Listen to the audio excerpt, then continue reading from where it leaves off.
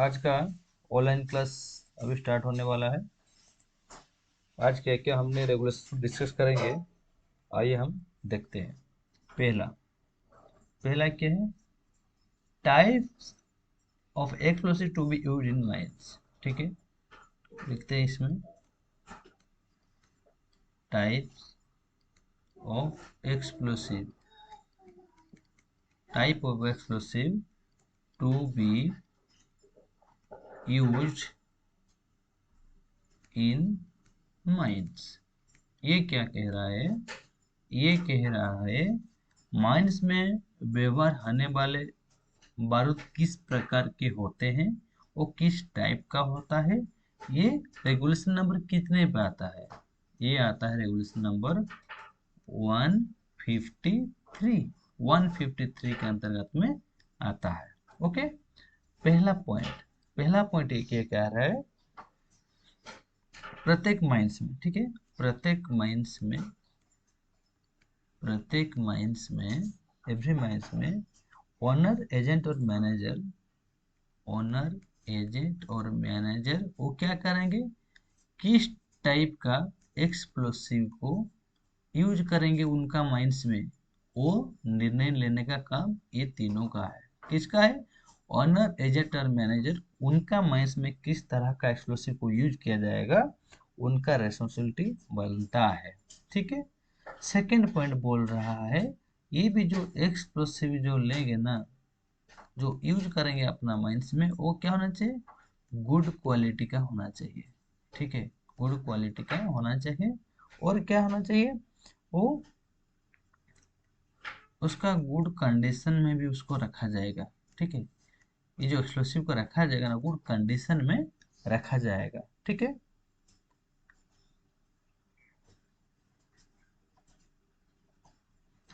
ये दो ही पॉइंट इसमें ये बता रहा है। ठीक है, रेगुलेशन 153 में। ठीक है, ये बताया, पहला पॉइंट बताया रेगुलेशन 153 क्या है? Type of explosive to be used in mines. Mines में किस टाइप के एक्सप्लोसिव यूज होगा, वो माइंस का कौन उसको तय करेगा? ओनर एजेंट मैनेजर तय करेंगे उनका माइंस में कौन सा टाइप का एक्सप्लोसिव यूज किया जाएगा। जितना दूर संभव हो सके एक्सप्लोसिव को गुड क्वालिटी, उसका क्वालिटी अच्छा होना चाहिए, उसको गुड अवस्था में भी, अच्छा जगह में भी उनको रखना चाहिए। ठीक है, उसके बाद आते हैं नेक्स्ट। नेक्स्ट क्या होता है? Storage of explosive. Storage storage of explosive. ठीक है, storage of explosive regulation number कितने पे आता है? रेगुलेशन नंबर 154 के अंतर्गत में आता है। ठीक है, रेगुलेशन 154 के अंतर्गत में आता है। तो इसमें क्या क्या पॉइंट्स बता रहा है ये समझते हैं। ठीक है, ये जो एक्सप्लोसिव है ना, एक्सप्लोसिव है, ये एक्सप्लोसिव को कहाँ पर रखना नहीं चाहिए या किसको नहीं देना चाहिए? एक्सप्लोसिव को ना ही ऑनर का घर में रहेगा, ना ही एजेंट का घर में रहेगा, ना ही मैनेजर का रूम पे रहेगा। ये इस जगह पे या इनका घर में, इनका रूम पे नहीं रहेगा। एक्सप्लोसिव को यहाँ पर इनको रखने के लिए भी नहीं दिया जाएगा, या अदर किसी को भी एक्सक्लूसिव रखने के लिए नहीं दिया जाएगा। ठीक है, पहला पॉइंट बता रहा है। ये जो नियम है ना, इनका घर में नहीं रहने का नियम कौन बनाया है? ये नियम बनाया है इंडियन एक्सप्लोसिव एक्ट 1884 में, ये नियम बनाया हुआ है। ठीक है, सेकंड पॉइंट बता रहा है ये कहाँ पे रखा जाएगा? जितने भी एक्सप्लोसिव है, ये एक्सप्लोसिव को मैगजीन घर पर रखा जाएगा। ठीक है, मैगजीन रूम पे रखा जाएगा। ठीक है, मैगजीन में क्यों रखा जाएगा? इसमें भी यही बता रहा है इंडियन एक्सप्लोसिव एक्ट 1884 के जो स्वीकृति प्राप्त जो लाइसेंस मिला है, उस लाइसेंस के तहत उनको इस मैगजीन रूम में रहने के लिए इजाजत है। ठीक है, तीसरा पॉइंट,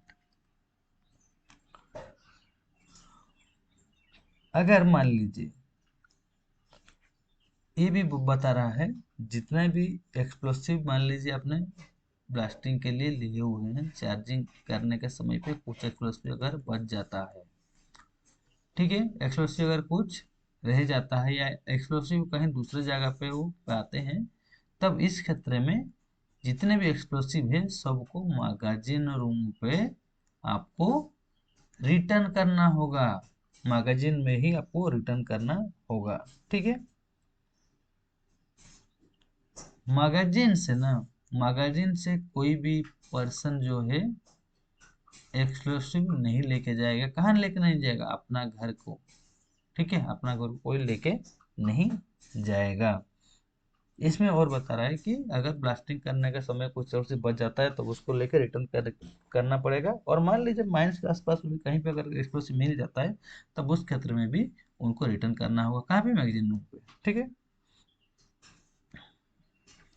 नेक्स्ट पॉइंट,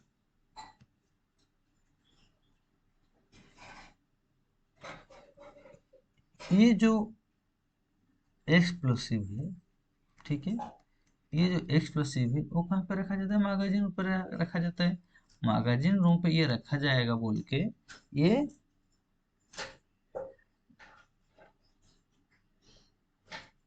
कौन बोलता है, मतलब आदेश किसका दिया गया है, कौन आदेश दिया है कि एक्सप्लोसिव को मैगजीन में रखा जाएगा, और चीफ इंस्पेक्टर माइंस का आदेश है कि मैगजीन घर पे ही बारूद रहेगा, ठीक है। ये जो मैगजीन घर में रहेगा, जो उसका लाइसेंस का कॉपी है ना, जो ट्रू कॉपी है, वो ट्रू कॉपी वो कहाँ पे रहेगा, एक ठो माइंस का ऑफिस में रखा जाएगा, माइंस का ऑफिस में एक रखा जाएगा, ठीक है।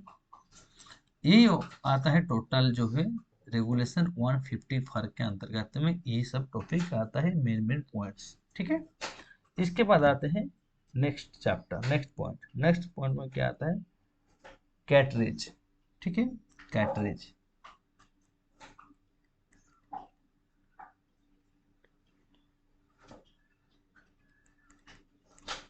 कार्ट्रिज, ठीक है। ये कार्ट्रिज जो है रेगुलेशन नंबर कितने पे आता है, 155 के अंतर्गत में आता है, ठीक है। पहला पॉइंट,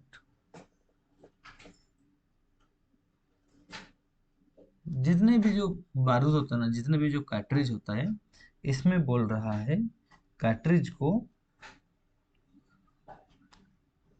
क्या करना चाहिए, उसको गुड कंडीशन में, गुड कंडीशन में आपको रखना होगा, ठीक है।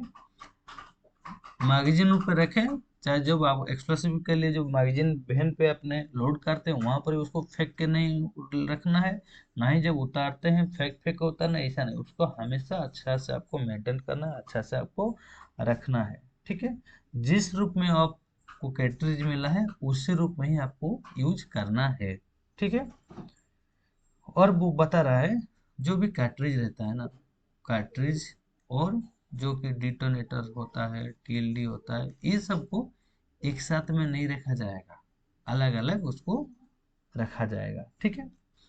तीसरा पॉइंट बता रहा है जब लूज गन पाउडर से कार्ट्रिज बनाने का काम, ठीक है, जो कि लूज गन पाउडर से, ठीक है, लूज गन पाउडर से कार्ट्रिज बनाने का काम होता है या उसको सुखाने का काम करता है, इसको भिगाने का काम करता है, फिर उसको कार्ट्रिज बनाने का काम जब किया जाता है, ये सब जो काम है ना, ये किसके अंडर में होगा, एक competitors competition sorry competent person के अंडर में ये सारे काम होगा, कॉम्पिटेंट पर्सन के अंडर में ये सारे काम जो है होना चाहिए, ठीक है।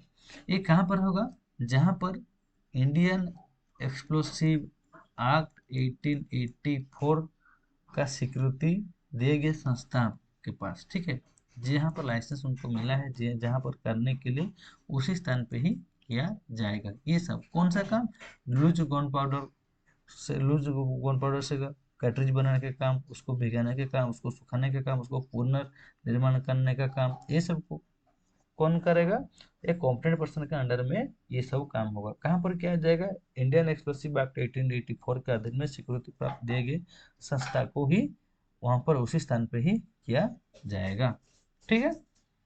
उसके बाद आते हैं नेक्स्ट। नेक्स्ट क्या बता रहा है, magazine storage and permissions to storage exclusive. ठीक है, मैगजीन को रखने का घर जो स्थान होता है वो कैसा होना चाहिए, उसी के बारे में बता रहा है। मैगजीन का जो स्टोरेज किया जाता है, जो बारूद रखने का जो परमिशन का स्थान होता है, उसी के भी बता रहा है। मैगजीन, ठीक है, magazine storage and premises to store explosive. ठीक है, ये रेगुलेशन नंबर कितने पे आता है, ये आता है 156 के अंतर्गत में आता है। ठीक है, तो पहला पॉइंट हम डिस्कस करते हैं मैगजीन पे। ठीक है, मैगजीन पे, मैगजीन को देखभाल करने के लिए, जितने भी एक्सप्लोसिव है उसको स्टोरेज करने के लिए, इशू करने के लिए, ठीक है, रिसीव करने के लिए, वहाँ पे कौन रहेगा, एक कॉम्पिटेंट पर्सन रहेगा। ठीक है, एक कॉम्पिटेंट पर्सन के अधीन में ये सारे काम होंगे।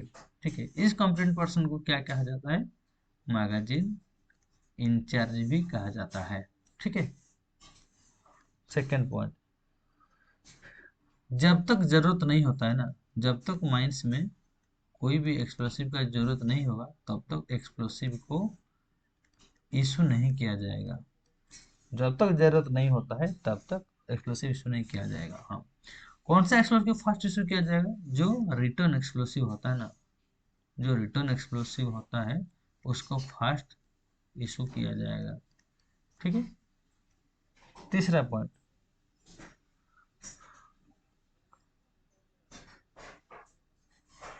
ये जो ब्लास्टर क्या करते हैं, जो ब्लास्टर जो रिक्वेजिशन लेके गए, बना के लेके उनके साथ में गए, ये जो रिक्वेजिशन पेपर है ना, वो क्या करेंगे, वो मैगजीन इंचार्ज को देंगे। ठीक है, मैगजीन इंचार्ज उनका मैगजीन रूम पे इसको अच्छा से रखेंगे। ठीक है,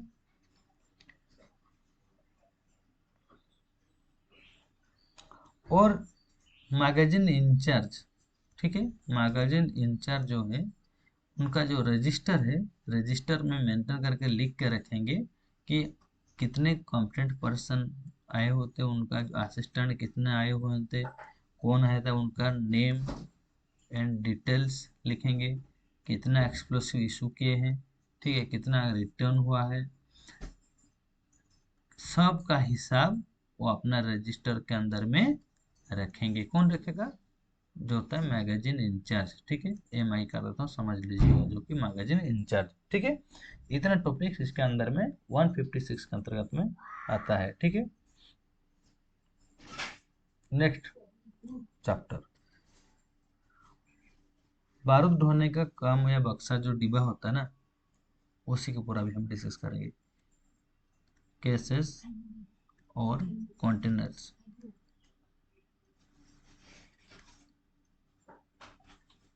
कंटेनर्स फॉर कैरिंग एक्सप्लोसिव। ये क्या कह रहा है, कैसे sir, containers for carrying explosive, बारूद ढोने का जो बक्सा या डिब्बा होता है, और रेगुलेशन नंबर कितने पे आता है, ठीक है, 157 के अंतर्गत में ये आता है। ठीक है, रेगुलेशन 157 के अंतर्गत में ये सब आ जाता है। तो इसमें पहला पॉइंट क्या कह रहा है, उसको अच्छा सा अभी हम देखेंगे। ठीक है,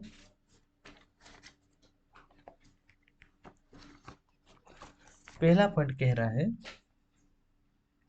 जितने भी एक्सप्लोसिव को इशू किया जाएगा, ठीक है, पहला पॉइंट बता रहा है, जितने भी एक्सप्लोसिव को इशू किया जाएगा, ठीक है, वो एक्सप्लोसिव को इशू करने से पहले जहां पर रखा जाएगा, जो बक्सा होता है, जो डिब्बा होता है ना, उसी को पहले चेक करना चाहिए। क्या चेक करेंगे, इसमें लॉक का अरेंजमेंट कैसा है, लॉक उसमें कंडीशन उसका कैसा है, ठीक है, उसको देखने का काम रहता है मैगजीन इंचार्ज का। वो मैगजीन इंचार्ज वो देखेंगे। ठीक है,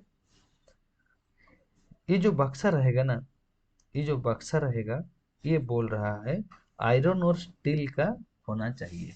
ठीक है, तो क्वेश्चन आ सकता है ये जो एक्सप्लोसिव बॉक्स रहता है ना, किस में बनाया जाता है? जो बॉक्स रहता है वो आयरन और स्टील का होना चाहिए। ठीक है, जितने भी जो बक्सेस रहता है वो आयरन और स्टील का होना चाहिए। ठीक है, जितने भी बक्सा रहेगा ना, जितने भी बॉक्स लिया जाता है, ठीक है, वो बक्सा को आपको मार्किंग कर देना है 1 2 3 4 5 करके, जितने भी बक्सेस है, ताकि ब्लास्टर को गिनती करने में सुविधा हो। ठीक है, कोई भी एक पर्सन, कोई भी जो है 1 पर्सन बोल रहा है 5 किलोग्राम से ज़्यादा एक्सप्लोसिव वो ढोके नहीं लेके जाएगा। ठीक है, और बता रहा है 1 पर्सन एक बॉक्स से ज़्यादा बॉक्स उठा के लेके नहीं जाएगा।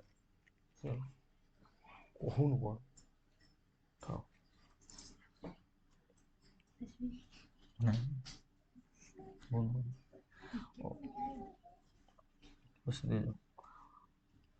ये जो है एक पर्सन जो है 1 बॉक्स से ज़्यादा बॉक्स लेके नहीं जाएगा। ठीक है,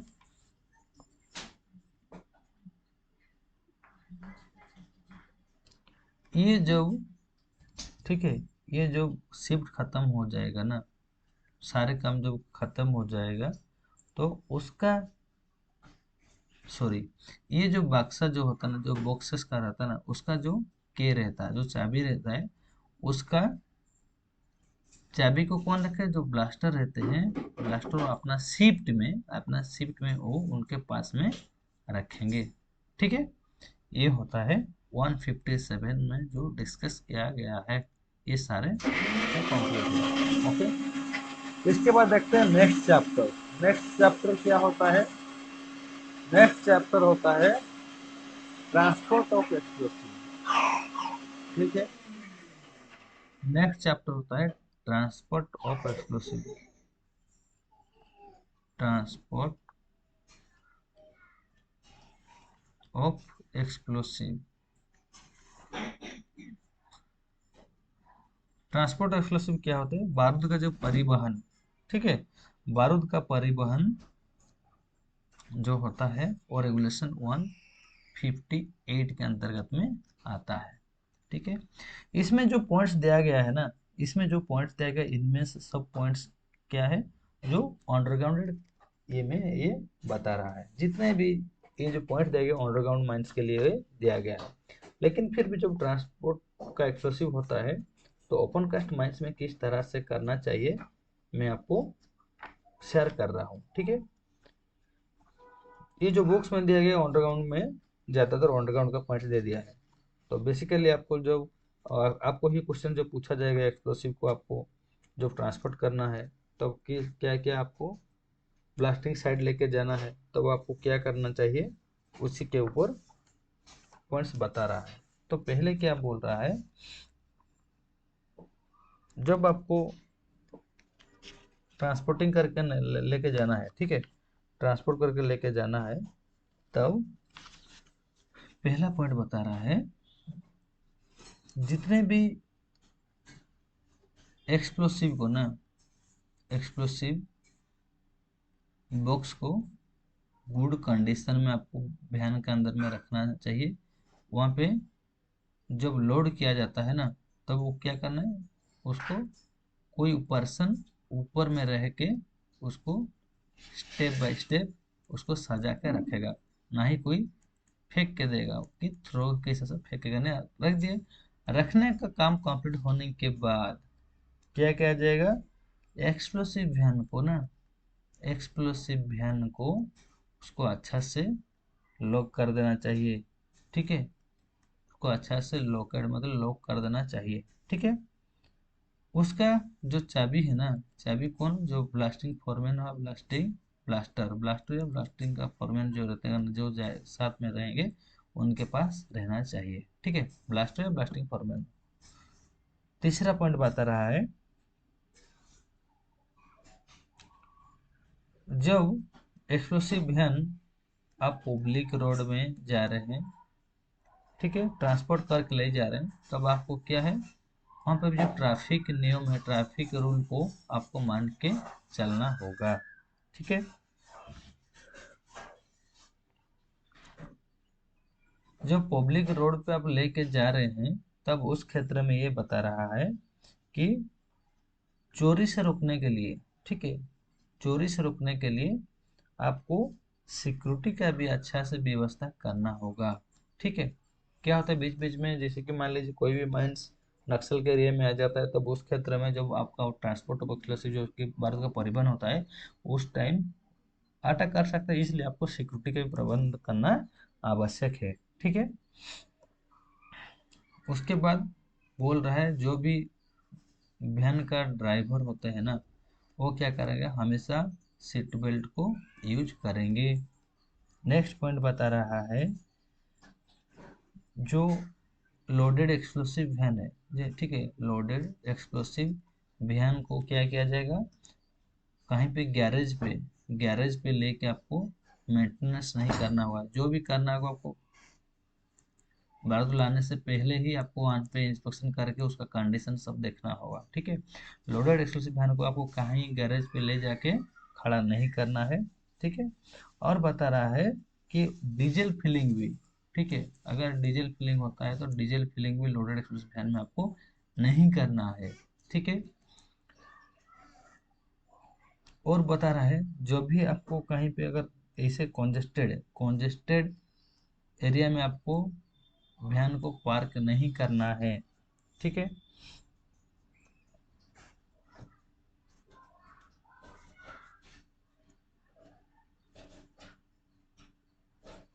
और बता रहा है कि जब ट्रांसपोर्ट किया जाता है, एक्सप्लोसिव का जो एक्सप्लोसिव कार्ट्रिज हो या डीटीएच हो गया, डिटोनेटर हो गया, इस सब को एक साथ में लेके नहीं लाया जाएगा। ठीक है, इसको अलग अलग लेके आना होगा। ठीक है, इसको अलग अलग ही लाना होगा, जो एक्सप्लोसिव लेके आना है। ठीक है, इस तरह का जो ट्रांसपोर्ट एक्सप्लोसिव किया जाता है, मेन पॉइंट्स क्या था, मेन पॉइंट्स ये है कि एक्सप्लोसिव वैन को अच्छा से आपको लॉक करना चाहिए, अच्छा से लॉक करना चाहिए। मतलब पब्लिक रोड पे आप जब जाएंगे, माइंस के अंदर में जब जाएंगे, तो आपको ट्रैफिक रूल का फॉलो करना होगा। अगर आपको पब्लिक रोड में ही जा रहे हैं, तो अगर उस एरिया नक्सल के एरिया में आ रहे हैं, तो उसको बचने के लिए, चोरी से बचने के लिए आपको सिक्योरिटी का अरेंजमेंट करना होगा। ठीक है, और ड्राइवर जो एक्सक्लूसिव वैन का जो ड्राइवर रहते हैं, वो अपना हमेशा सीट बेल्ट का यूज करेंगे।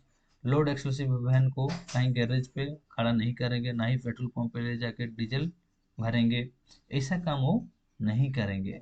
ठीक है, ये आता है 158 के ऊपर में, मैं कुछ पॉइंट्स इसमें डाल दिया हूँ, यही आता है। ठीक है,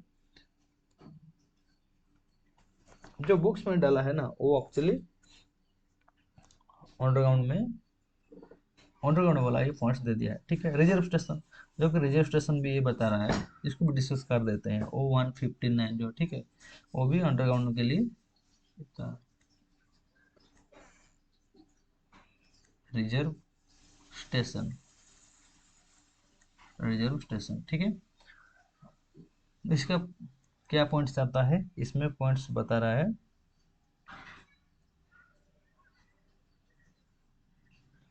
जो एक्सप्लोसिव का बॉक्स होता है ना, एक्सप्लोसिव बॉक्स जो होता है, वो एक्सप्लोसिव बॉक्स को कहीं इधर उधर नहीं रखा जाएगा, इधर उधर नहीं रखा जाएगा। ठीक है, कहाँ पे रखा जाएगा, जो कि मैनेजर एक जगह निर्णय किए होंगे, ठीक है, वो उसी स्थान पे ही रहेगा।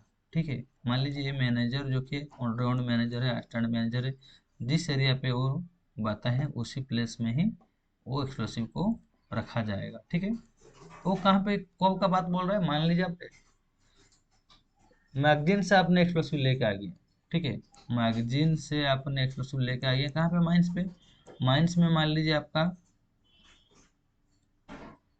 1 बजे ब्लास्टिंग था, 1 बजे ब्लास्टिंग नहीं करना है उसको, 3 बजे ब्लास्टिंग कर रहे हैं, ठीक है। वो तो लोडेड एक्सप्लोसिव वैन में अगर कुछ एक्सप्लोसिव रह जाता है तो क्या करना चाहिए, जो रिजर्व स्टेशन में रखा जाता है ना, कोई भी एक्सप्लोसिव जो ऐसा नहीं कि रिटर्न वाला एक्सप्लोसिव, कोई भी एक्सप्लोसिव जो रखा जाएगा ऐसा उस मतलब कहीं जगह में नहीं रखा जाएगा, जहाँ पे मैनेजर एक जगह निर्णय किया है कि उसी प्लेस पर रखा जाएगा। जिस प्लेस में रखा जाता है वहाँ पर किसी व्यक्ति को, कोई भी पर्सन को वहाँ पे अलाउड नहीं किया जाना चाहिए, किसी पर्सन को वहाँ पर जाने के लिए नहीं दिया जाएगा।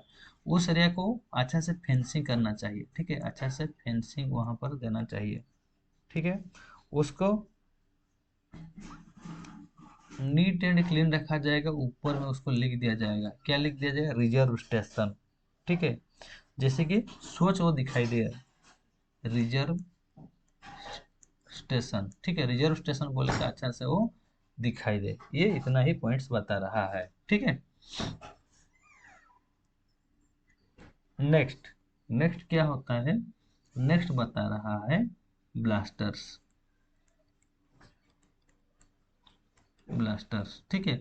और रेगुलेशन नंबर कितने पे आता है, वो आता है 160, 160 के अंतर्गत में आता है।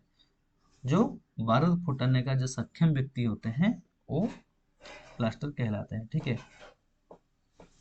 इसमें जो हमने पहले डिस्कस किया हुआ था, ब्लास्टर का काम कौन कर सकता है, ब्लास्टर का काम कौन कर सकता है, इसका भी हम नेक्स्ट पॉइंट में आएंगे। पहला पॉइंट बता रहा है जो माइंस में, ठीक है, ये माइंस में बोल रहा है, ये एक माइंस है, ठीक है, ये माइंस है। ये माइंस में जैसे होल को, ये जो होल होता है,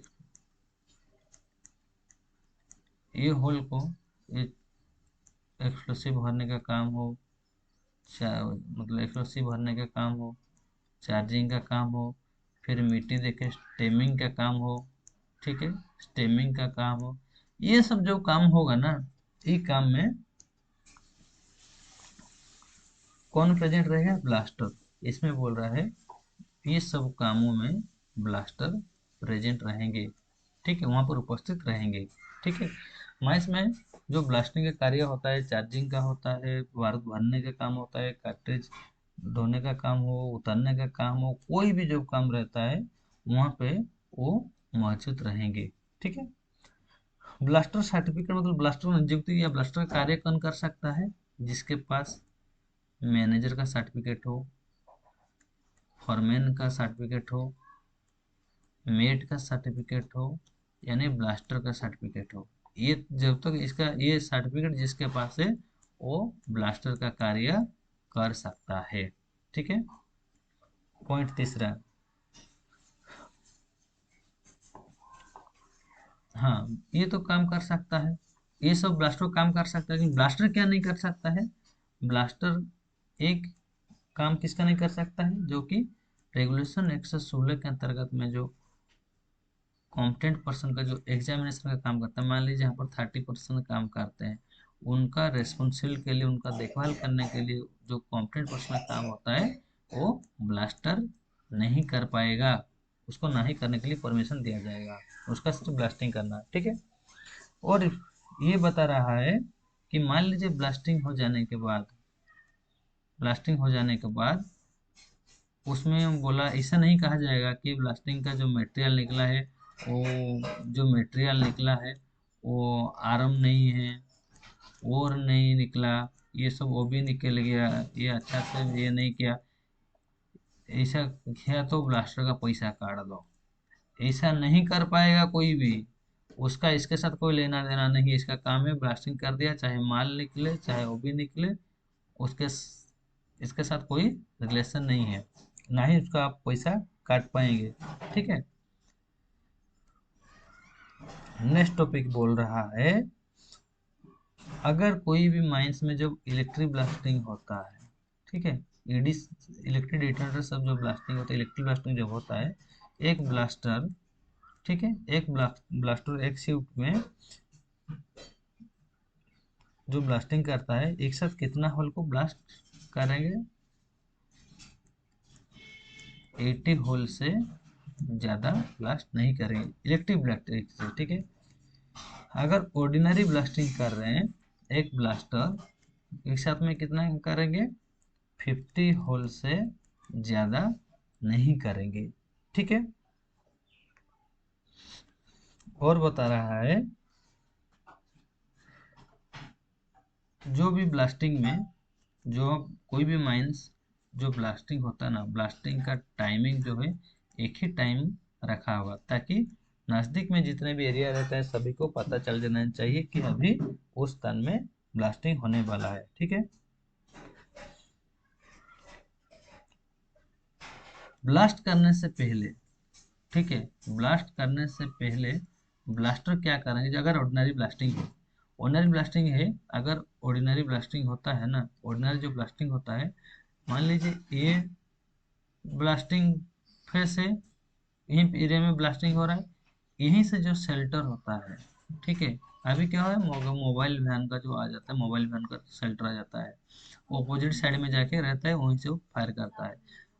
अभी के ज़माने में ऑर्डिनरी ब्लास्टिंग जब होता है तो यहीं से मान के शेल्टर जाने का कितना टाइम लगता है, इस टाइम का पहले से नोट किए होंगे, ठीक है। ये जो टाइम है ब्लास्ट करने से पहले उनका रेस्ट शेल्टर में जाने के लिए, जो ब्लास्टिंग शेल्टर में जाने के लिए कितना टाइम लगता है, उसी को जाने के लिए कितना टाइम लगता है उसी का पहले नोट करके रखे होंगे, ठीक है।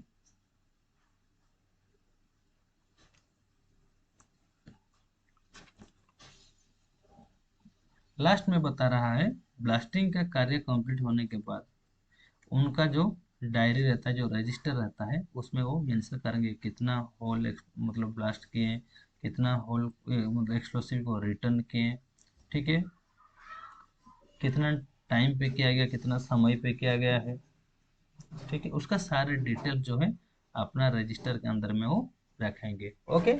ये होता है ब्लास्टर का रेस्पॉन्सिबिलिटी, क्या क्या काम होना चाहिए, ओके। उसके बाद आते हैं शॉर्ट फायरिंग टूल्स, ठीक है। शॉर्ट फायरिंग टूल्स क्या होता है भाई, देखते हैं।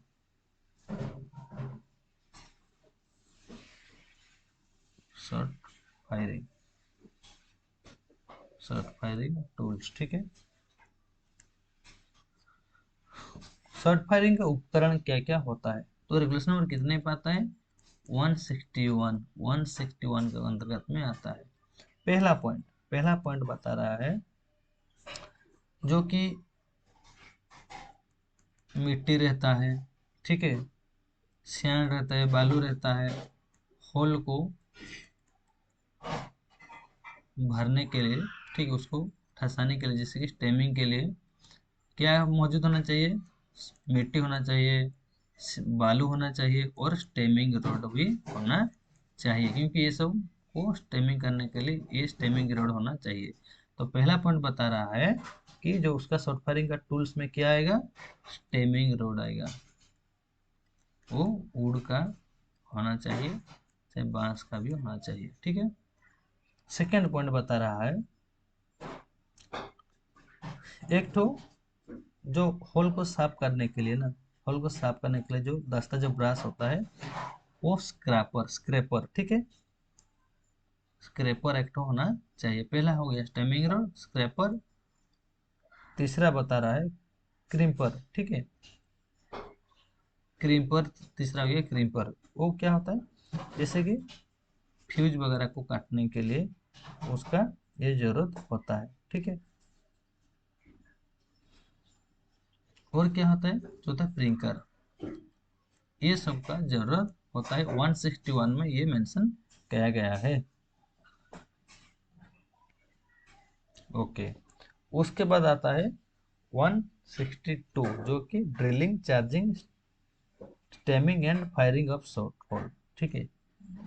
ये सबसे बड़ा चैप्टर, बहुत इंपॉर्टेंट चैप्टर है। ड्रिलिंग,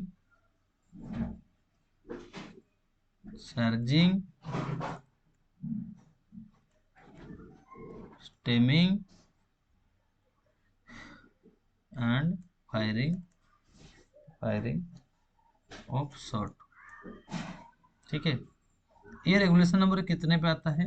162 के अंतर्गत में आता है। ठीक है, तो पहले हम डिस्कस करते हैं ड्रिलिंग को।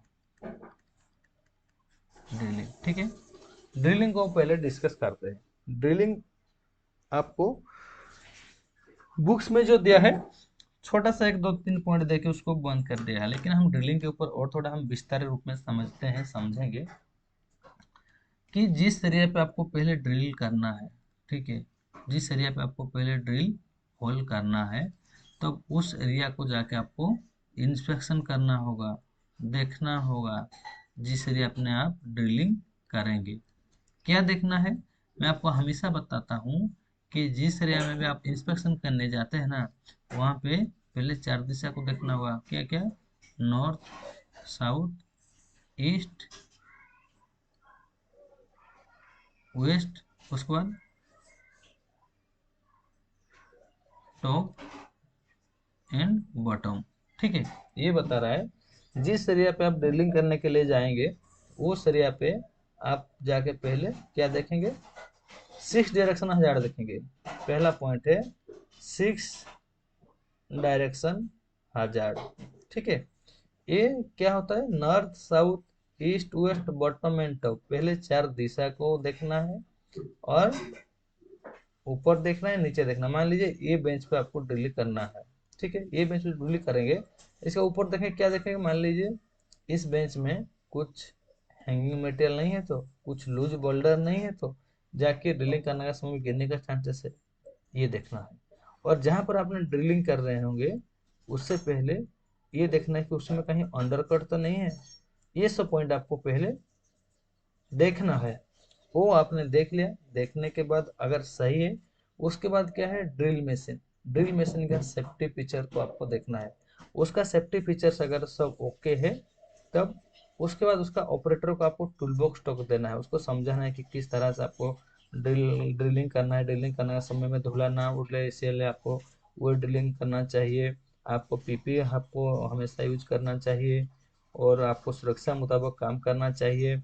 ये सब उनको समझाना है, समझाए कि वहां पर आप काम स्टार्ट करना है, ड्रिलिंग करने के लिए उनको दे दिया जाएगा। ठीक है, ये ड्रिलिंग करने से पहले इतना क्राइटेरिया आपको करना चाहिए। पहला क्या होता है? सीडेशनल चार्ट आपने देख लिया, ये सारे को फॉलो कर दिया। उसके बाद जो बता रहा है, जो ड्रिल होल कीजिएगा ना, वो होल करेंगे, जो होल का और एक्सप्लोसिव कार्ट्रिज का भीतर कितना रेशियो गैप रहना चाहिए। ये देखिए, ये एक होल हो गया, ठीक है, ये होल में, ये होल है, ठीक है, ये होल में जो एक्सप्लोसिव रहता है, ठीक है, जो ये एक्सप्लोसिव रहता है, ये एक्सप्लोसिव सब जो रहता है, ये एक्सप्लोसिव से होल का डिस्टेंस, ठीक है, ये एक्सप्लोसिव एक्सप्लोसिव से होल का डिस्टेंस जो गैप रहता है कितना रहना चाहिए? ये बोल रहा है 0.3 सेंटीमीटर का डिस्टेंस होना चाहिए। ठीक है, अगर इतना गैप नहीं रहेगा तो एक्सप्लोसिव अंदर कैसे जाएगा? नहीं जा पाएगा, पूरा जाम हो जाएगा। इतना बड़ा है, का ही एक्सप्लोसिव रह जाएगा, तो कैसे अंदर घुसेगा? नहीं घुस पाएगा ना, इसीलिए बोल रहा है। ठीक है, उसके बाद आते हैं, ये जो यहाँ पे होल को आपको भरना है, इसका गैप तो होना चाहिए। ड्रिलिंग कर दे, ड्रिलिंग करने के बाद क्या होता है? उसको आपको कवर कर देते हैं, ताकि अंदर कोई बोल्डर ना चला जाए, कोई मिट्टी ना चला जाए, इसके लिए इसको कवर करते हैं। जो इसको चार्ज करने से पहले इसको अच्छा तरह से आपको ओपन करना है। ठीक है, अच्छा तरह से आपको ओपन करना है, ताकि आपको ध्यान देना कोई बोल्डर या सैंड भीतर में गिर ना जाए। ठीक है, ड्रिलिंग का चैप्टर था, यहीं से क्या होता है? यहीं से चार्जिंग का स्टार्ट हो रहा है। चार्जिंग, ठीक है, चार्जिंग में क्या है कि आपका जो ड्रिलिंग तो यहीं पे हो गया, अभी चार्जिंग का बात आ रहा है। रुकिए, इसको यहीं से स्टार्ट करते हैं। चार्जिंग, चार्जिंग का पॉइंट क्या बता रहा है? जब आपका होल कंप्लीट है, होल कंप्लीट होता है, उसका होल का कवर को आपको अच्छा से खोलना है। खोलने के बाद आपको चार्जिंग करना है। चार्जिंग जो मैं बताया था, ब्लास्टर का जो चार्जिंग का काम होता है, वहाँ पर ब्लास्टर मौजूद रहेंगे, ब्लास्टर प्रेजेंट रहेंगे वो चार्जिंग का काम में। ठीक है, वो क्या देखेंगे, कहीं पे उसका कनेक्शन ठीक से हो रहा है कि नहीं, स्टेमिंग ठीक से हो रहा है कि नहीं, कोई कुछ गलती कर रहे क्या चार्जिंग के टाइम पे। चार्जिंग के टाइम पे चार्जिंग के टाइम पे कोई अगर मोबाइल फ़ोन का यूज कर रहे क्या। ठीक है, वहाँ पर इस सबको अलाउड नहीं किया जाएगा। ठीक है, मोबाइल फ़ोन का यूज नहीं किया जाएगा, कोई भी इलेक्ट्रिक ये का लाइटर हो गया, सिगरेट हो गया, ये सब मोबाइल फ़ोन हो गया, ये सब वहाँ पर अलाउड नहीं करना चाहिए। ठीक है, उसके बाद आता है, अगर सेफ्टी फ्यूज जो यूज होता है ना, सेफ्टी फ्यूज का लेंथ, उसका लंबी बोल रहा है 1.2 मीटर से कम नहीं होना चाहिए। ठीक है, स्टेमिंग चार्जिंग हो गया। स्टेमिंग, हाँ स्टेमिंग का बात हम छोड़ दें। ठीक है, स्टेमिंग मतलब होल का जो ये कनेक्शन वगैरह सब हो गया, होने के बाद आपको वहीं पे स्टेमिंग करना है। स्टेमिंग करने किस में करेंगे, जो सैंड और बालू रहते हैं उसको अच्छा से भर के, ये भी ध्यान देना है कि स्टेमिंग करने का समय में जो लीड है, ये लीड जिसे कट ना जाए। ठीक है, ये लीड सब कट ना जाए, इसलिए जितने भी असिस्टेंट रहते हैं, जो कि हेल्पर रहते हैं, ब्लास्टिंग हेल्पर रहते हैं, उनको अच्छे से समझाया जाएगा कि आपको बहुत केयरफुली से आपको स्टेमिंग करना है। ठीक है, और ऐसा स्टेमिंग जो नहीं करेंगे कि जैसे कि हल्का स्टेमिंग कर दिए छोड़ दिए, उसकी वजह से क्या होगा, ब्लोन आउट हो जाएगा, ब्लो आउट हो जाएगा। ठीक है, तब इस तरह का आपको स्टेमिंग नहीं करना, स्टेमिंग को अच्छा से करना है, उसको अच्छा से जाम करना है, नहीं तो ब्लोन आउट होने का चांसेस रहता है। ओके, उसके बाद चार्जिंग हो गया। हम्म, उसके बाद आता है फायरिंग ना। फायरिंग में भी थोड़ा सा बोलता हूँ, क्योंकि इलेक्ट्रिक शॉर्ट फायरिंग हम बताएंगे।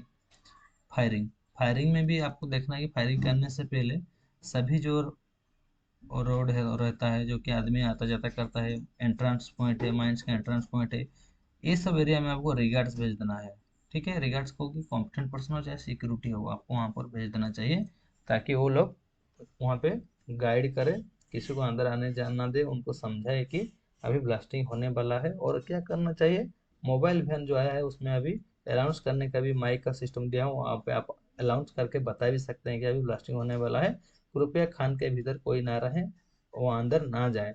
ऐसे समझा के वो फायरिंग करने से पहले आपको वहाँ पर बताना है। और सभी को सूचित करने के लिए, सभी का रिपोर्ट आने के बाद ब्लास्टर क्या करेंगे, बोलेंगे, इंस्ट्रक्शन देंगे, 3 सायरन मारने के लिए बोलेंगे। ठीक है, 1 मिनट के बाद, 1 मिनट के बाद, 1 मिनट के बाद 3 सायरन मारेंगे, उसके बाद वो ब्लास्टिंग करेंगे। ब्लास्टिंग करने के बाद फिर वो, अगर इलेक्ट्रिक ब्लास्टिंग हो रहा है तो 5 मिनट के बाद, ऑर्डनरी ब्लास्टिंग हो रहा है तो 30 मिनट के बाद आके इंस्पेक्शन करेंगे, देखें, उसके बाद क्लियरेंस देंगे, और एक तो लास्ट में सायरन मारेंगे, क्लियर हो गया है। ठीक है, अगर उसमें अगर मिसफायर हो जाता है तो 167 का ऊपर उसको क्लियर किया जाएगा।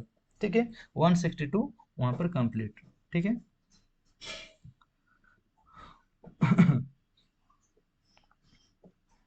ये बता रहे इलेक्ट्रिक शॉर्ट फायरिंग। ठीक है, इसमें तो हम फायरिंग की बात कर लिए, इस तरह का होता है, लेकिन अभी इसको समझते हैं। Electric short firing, electric short firing, ये रेगुलेशन नंबर कितने पे आता है, 163 के भीतर आता है। ठीक है, बिजली के द्वारा जब ब्लास्ट किया जाता है, फायरिंग किया जाता है, उसी के ऊपर ये बता रहा है।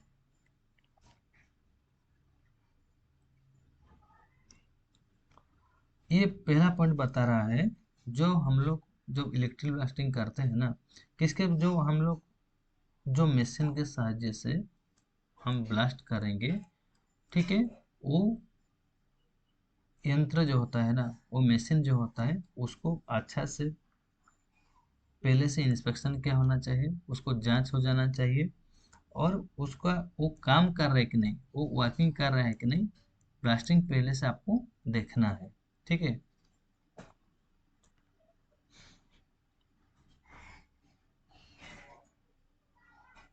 और इसमें जो होता है, जो कि ये तो मशीन हो गया, मशीन में क्या यूज होता है, जैसे एक्सप्लोडर हो गया। ठीक है, एक्सप्लोडर में क्या होता है, उसका जो केबल होता है ना, वो केबल को भी अच्छा से आपको पहले से चेक करना चाहिए। ठीक है, केबल का कंडीशन कैसा है, कहीं पे कट हो गया क्या, ये सब भी आपको पहले से देखना है। ठीक है,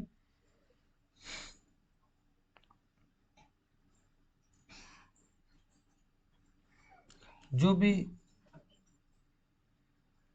इलेक्ट्रिक इक्विपमेंट होता है, इलेक्ट्रिक फायरिंग का जो इक्विपमेंट होता है, वो इक्विपमेंट को 3 मंथ में 1 पर्सन एक बार उसको चेक क्या करेगा ना, जांच करेगा, इंस्पेक्शन करेगा, उसके लिए परीक्षा करेगा। ठीक है, अगर उसमें कुछ प्रॉब्लम हुआ तो उसको मेंटेनेंस किया जाएगा। ठीक है, कोई भी एक्सप्लोसिव का जो इक्विपमेंट होता है, सॉरी, कोई भी जो फायरिंग का इक्विपमेंट जो होता है, इलेक्ट्रिक फायरिंग का इक्विपमेंट होता है, जैसे एक्सप्लोडर हो गया, चाहे केबल हो गया, ये सबको क्या है, एक एक बार उसको चेक करना चाहिए। कितने मंथ में? 3 मंथ्स में एक बार वो चेक करेगा। ठीक है, अगर कुछ में उसमें कुछ रिपेयर करना हो तो वो रिपेयर वहाँ पे करा सकते हैं। ठीक है, और ये बोल रहा है जब उसको चेक किया जाएगा ना, कौन उसका डेट मेंशन किया जाएगा, रजिस्टर एक रखा जाए, रजिस्टर में वो लिखा जाए कितना तारीख को चेक हुआ है। ठीक है, और उसके बाद जो कॉम्पिटेंट पर्सन उसको चेक किया है उसका सिग्नेचर भी वहाँ पर रहेगा। ठीक है, और बता रहा है कि ब्लास्टिंग, जहाँ पर अपने ब्लास्टिंग करते हैं, मान लीजिए वहाँ पे कोई इलेक्ट्रिक पोल है, ठीक है, वहाँ पर लाइट का जो खंबा है, ठीक है, इलेक्ट्रिक जहाँ पर लाइट लगाते जो रहता है, वहीं से लेकर के आपको ब्लास्ट नहीं करना है। ठीक है, वहाँ का इलेक्ट्रिक से लेकर के आपको ब्लास्ट नहीं करना है। और बता रहे ब्लास्टर उनका शिफ्ट में जो एक्सप्लोडर का चाबी, फुटाना का जो चाबी रहता है उसका के अपने पास ही रखेगा। ब्लास्टर जो एक्सप्लोडर का चाबी रहता है ना, वो इसके पास ही रखेगा। जो कि ब्लास्टिंग फेस से जो उसका शेल्टर है, ठीक है, शेल्टर मतलब जो मोबाइल वैन है, ठीक है, जहाँ पे रह के वो ब्लास्ट करेगा, फायरिंग करेगा, वहाँ का जो केबल होता है ना, मान लीजिए ये फायरिंग पॉइंट है, ये फायरिंग पॉइंट है, फायरिंग पॉइंट से लेकर के यहीं से जो ब्लास्टर ब्लास्ट करेगा, ये जो केबल होता है, इसका दूरी कितने से कम होना चाहिए? 20 मीटर से कम नहीं होना चाहिए। 20 मीटर से ज़्यादा ना से भी चलेगा, लेकिन 20 मीटर से कम नहीं होना चाहिए। वो कहाँ पे रहेगा? अपोजिट साइड में रहने के लिए बोल रहा है। ठीक है,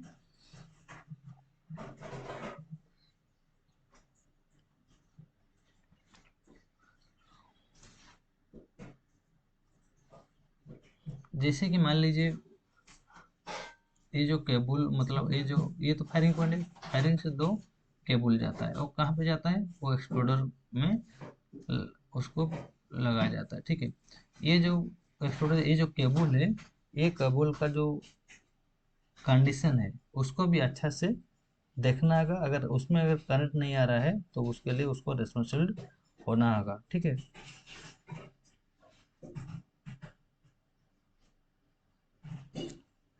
फायरिंग, ठीक है, फायरिंग करने से पहले तो हमने डिस्कस किया है किस तरह का आपको फायरिंग करना है, कैसे रिगार्ड्स देना है।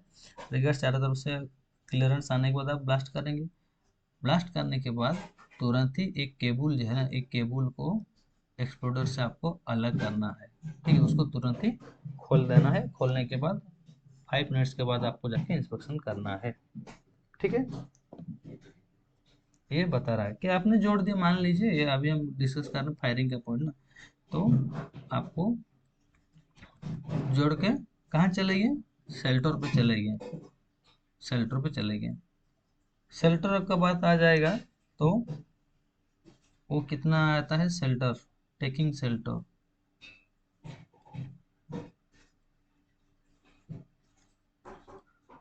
Regulation number 164। ठीक है, 164 में क्या क्या कहता है?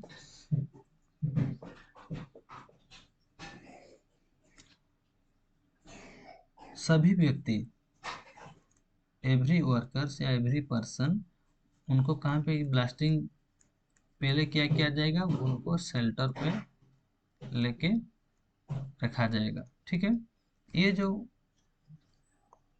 जहाँ पर ब्लास्टिंग होगा ना, ब्लास्टिंग से जो शेल्टर रहता है, दूरी कितना होना चाहिए, डिस्टेंस कितना होना चाहिए? 500 मीटर का डिस्टेंस होना चाहिए। ठीक है, जो उसको डेंजर जोन कहा जाता है, डेंजर जोन इसको कहा जाता है। ठीक है, पहले 300 मीटर था, उसका सर्कुलर चेंज होने के बाद वो 5 100 मीटर हो गया है। ठीक है, ये बता रहा है, मान लीजिए माइंस में अगर ट्रेन लाइन क्या है, ट्रेन लाइन क्या है, तब उस क्षेत्र में कोई भी इंसिडेंट ना हो, इसलिए पहले रेलवे को इन्फॉर्म करना होगा, वहां पर भी 2 पर्सन को वहां पर रखना होगा। ठीक है, और जितने भी रोड्स हैं, जितने भी आते जाने जाने का रास्ता है, वहां पर भी सभी को रिगार्ड्स के लिए भेजना होगा। ठीक है, इसमें 2 पॉइंट्स बता रहा है कि ये जो टेकिंग शेल्टर है, जो टेकिंग शेल्टर का डिस्टेंस कितना होना चाहिए, 500 मीटर होना चाहिए। जहाँ पर रेलवे का लाइन अगर रहता है, रेलवे का रोड भी रहता है, तो वहाँ पर 2 पर्सन को रखा जाएगा। और चौथा पॉइंट बता रहा है, कोई भी जहाँ पर ब्लास्टिंग करते हैं, मान लीजिए इस एरिया से हम लोग ब्लास्टिंग कर रहे हैं, यहीं से 50 मीटर के भीतर कोई भी घर आ जा रहा है, ठीक है, कोई भी घर आ जा रहा है या पुराना स्ट्रक्चर है, तब उस क्षेत्र में क्या किया जाएगा, बोल रहा है कंट्रोल ब्लास्टिंग आपको करना है। कंट्रोल ब्लास्टिंग में आपको 2 kg से ज़्यादा एक्सप्लोसिव नहीं देना है। ठीक है, और डिले का यूज करना है। ठीक है, और ग्राउंड वाइब्रेशन को कैसे कम किया जाएगा, उसी के लिए माइंस का चारों तरफ एक तो ट्रेंच खुदाई किया जाएगा। ठीक है, इसका इतना ही पॉइंट, जो मेन पॉइंट्स आता है इतना ही आता है टेक्निक शेल्टर के ऊपर। ठीक है,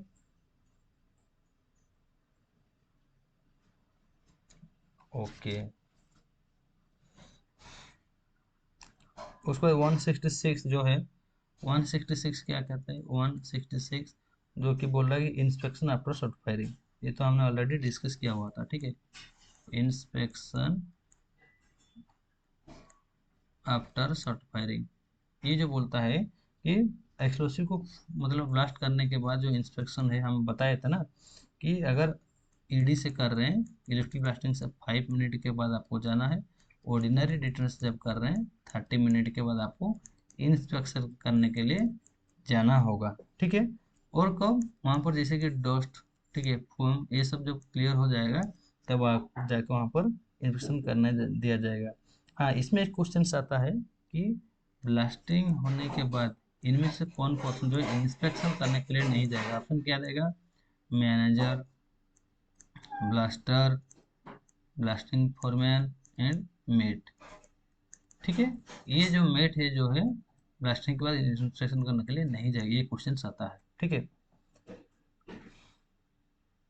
वो इंस्पेक्शन करेंगे, इंस्पेक्शन करने के बाद अगर ऑल क्लियर है तो क्लियर दे दिया जाएगा। अगर ये बता रहा है ब्लास्टिंग तो हो गया, इंस्पेक्शन भी हो गया, क्लियर भी हो गया, जब उस ब्लास्टेड मेटल को क्लियर किया जाता है, वहाँ पर अगर कुछ एक्सप्लोसिव मिलता है, तब वो एक्सप्लोसिव को तुरंत मैनेजर को यानी ब्लास्टर को इन्फॉर्म किया जाएगा, उसको तुरंत ले जाके मैगजीन रूम पे रखा जाएगा। ठीक है,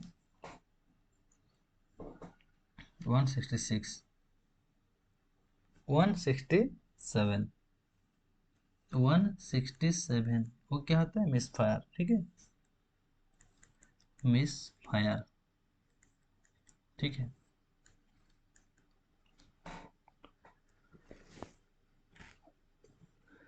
जैसे कि मिस फायर के बारे में हम डिस्कस कर रहे थे,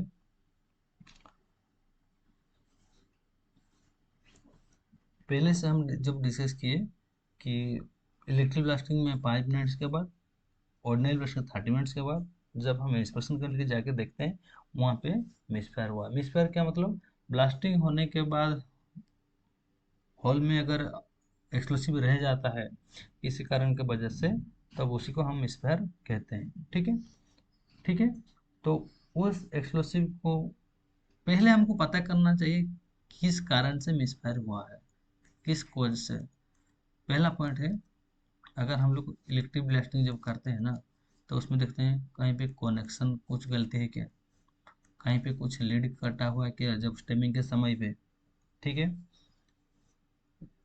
और क्या होता है, कुछ एक्सप्लोसिव का खराब है क्या, कुछ डिटेक्टर डैमेज है क्या, जितने भी कुछ उसका खराब है क्या, पहले ये सब हम देखेंगे। अगर कनेक्शन में कहीं पे छूटा हुआ है तभी मिसफायर होगा, ब्लास्ट नहीं होगा।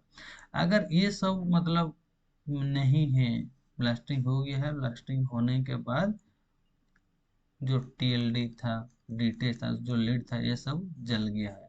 ठीक है। नेक्स्ट पॉइंट क्या किया जाएगा, नेक्स्ट स्टेप क्या किया जाएगा, उसको एक्सप्लोसिव को निकाला जाएगा। ठीक है। जो भी एक्सप्लोसिव हम लोग चार्जिंग के होते हैं, स्टेमिंग के थे, सबको निकालना होगा। उसको कैसे निकालना होगा, पहले आपको वाटर प्रेशर देना है, उसके बाद एयर प्रेशर देना होगा। ठीक है। उसके बाद अगर उसमें भी अगर नहीं निकल रहा है, ठीक है, तो क्या किया जाएगा, आपको रिलीविंग होल दिया जाएगा। ठीक है। रिलीविंग होल क्या है, जैसे कि ये जो होल है पहले से जो चार्जिंग इसमें एक्सप्लोसिव भरा हुआ है, यहीं से रिलीविंग होल दिया जाएगा। ये से जो रिलीविंग होल दिया जाएगा ना, इसका डिस्टेंस कितना है, 30 सेंटीमीटर का डिस्टेंस होना चाहिए। एक रिलीविंग होल का डिस्टेंस 30 सेंटीमीटर का होना चाहिए। ठीक है। 30 मीटर का रिलीविंग होल दिया जाएगा। रिलीविंग होल जब किया जाएगा ना, उस टाइम कौन मौजूद रहेगा, कौन प्रेजेंट रहेगा, उस टाइम ब्लास्टर मौजूद रहेंगे। जो ऑपरेटर उसको ड्रिलिंग किया हुआ था पहले से, वो ड्रिल ऑपरेटर रहेगा। उस पर जो कॉम्पिटेंट पर्सन वहाँ पर मॉनिटरिंग कर रहा था, वो पर्सन भी यहाँ पर खुद मौजूद रहेंगे। ड्रिल कॉम ये जब कंप्लीट हो जाएगा, रिलीविंग होल कंप्लीट हो जाने के बाद फिर जैसे ब्लास्टिंग का प्रोसेस है, ब्लास्टिंग का प्रोसेस को फिर से करके फिर से उसको ब्लास्ट किया जाएगा। ठीक है। ब्लास्टिंग करने के बाद अगर क्लियर है तो फिर उसको क्लियरेंस देके इस तरह से उसको क्लियर किया जा सकता है। ठीक है। तो आज का जो चैप्टर था 153 से लेकर के 153 से लेकर के 167 तक आज कंप्लीट हुआ आज का क्लास में। ठीक है। अगर इसमें कुछ छूटा हुआ है तो आप हमें कमेंट करके बता सकते हैं या बोल भी सकते हैं। ओके। नेक्स्ट क्लास स्टार्ट होगा 168 से, हम स्टार्ट करेंगे। Thank you.